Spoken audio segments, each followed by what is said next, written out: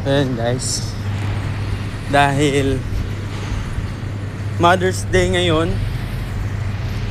Mother's Day, tapos bukas mamayang 11 na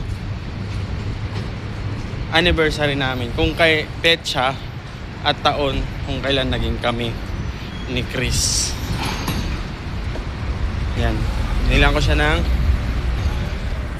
binila natin siya. Kahit ito man lang kahit ito man lang basura guys. Yan. Ay tao. Kahit ito man lang, at least meron tayong mabigay sa kanya. Diba? So, bigyan natin siya nito. Ito, siya, teddy bear.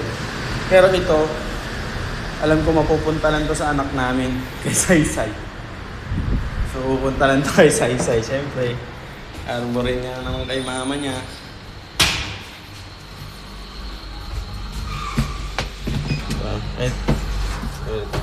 Nasa 6th floor kami. So, ayan. Ito lang binili natin.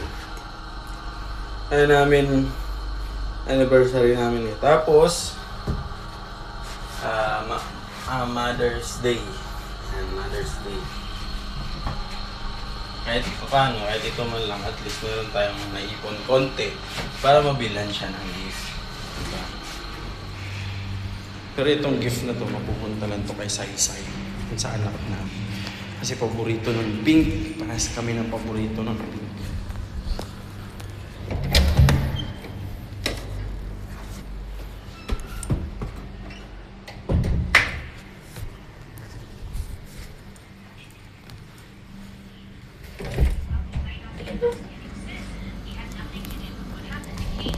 Hi!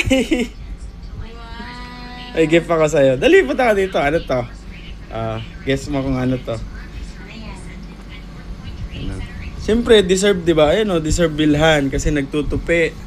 Naglilinis ako. Naglilinis ang dragon. Oh. Patingin. Pero alam ko ito ako pupunta rin to kay Saysay. Paboritong kulay ni Saysay, paras kami, pink.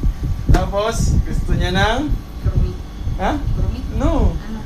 Ay, parang gano'n, no? Parang gusto niya teddy bear, di ba? Yan. Happy Mother's Day. And, advance na rin, regalo ko.